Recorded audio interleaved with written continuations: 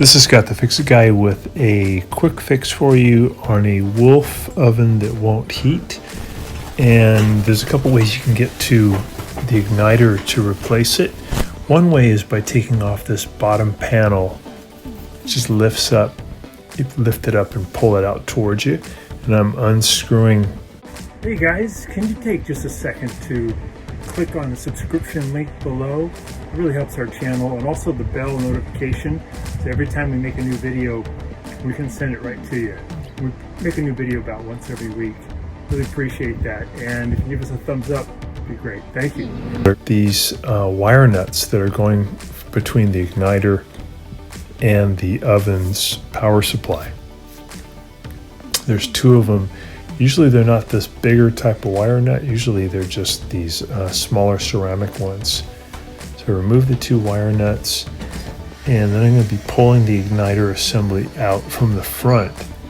And to do that, we just have to remove two Phillips head screws that are holding the igniter in position. And then we have to remove one small sheet metal panel, and it's held in by two Phillips head screws. So once we get that panel out of the way, we get the two Phillips head screws from the igniter bracket, and then we can pull the igniter bracket and the old igniter out through the front. You can also do this by opening up the oven door and removing the floor panel of the oven door and taking it out that way. This way may be a little faster and pretty easy procedure. We use a common flat igniter. You can get this specifically for Wolf, or you can use the more generic Electrolux one that is available at Amazon.com and a lot of appliance supply stores. So we got the sheet metal panel off, we got the two Phillips head screws out for the igniter assembly, and then we pull the igniter assembly out toward us.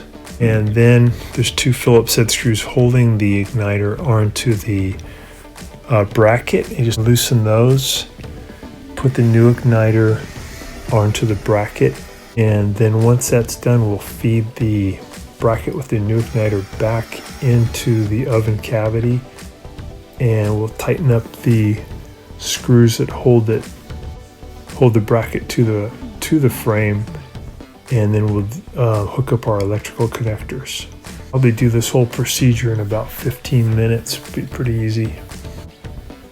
It is important to make sure you have the unit unplugged, or you can turn the breaker off. I had to strip back a little bit of the insulation from the wires that were coming from the oven to the igniter, because the wire or the terminals were just missing a couple of the strands of wire, so I wanted to expose some new fresh wire. So here's the new igniter going back into the oven cavity. Just take your time. There's not a lot of space here to get this in, so take your time. Might have to twist it around a little bit, and then once you get it in position, you can add those two screws that hold it in.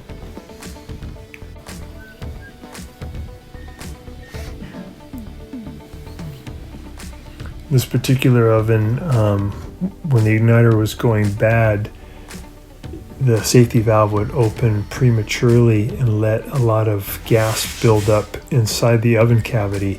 And the ignition would happen late because the igniter was so weak, and it would cause a small explosion, and the oven door came flying open, and the customer actually had their eyebrow singed by a ball of fire that came out. It's not supposed to happen, but when you have a late ignition, it's just a good time to replace the igniter, because you don't want that type of symptom to go on. It should only take about 60 seconds maximum for the oven to light. If it's taking longer, it's just time for a new igniter. They tend to go maybe 4 or 5 years before they get kind of worn out and cause a delayed ignition. And those generic ones probably cost around $35 to $40 online, and they work just as well as the ones that are designed specifically for Wolf. So now we're going to put our sheet metal part back in and add the 2 screws that hold it in position.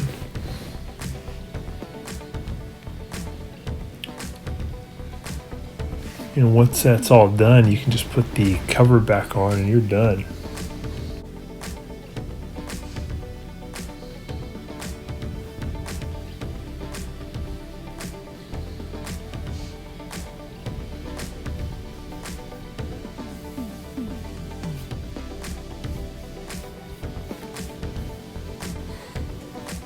We'll test it out. We'll turn on the oven.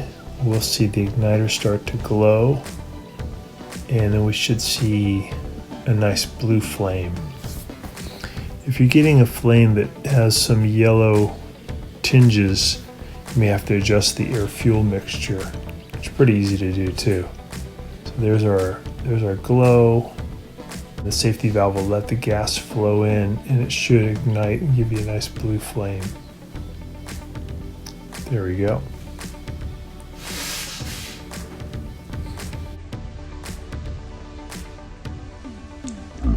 That's a good blue flame. That looked great.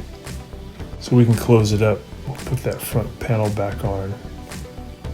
Oh, I'm sorry. We're going to put the little sheet metal panel, access panel on first.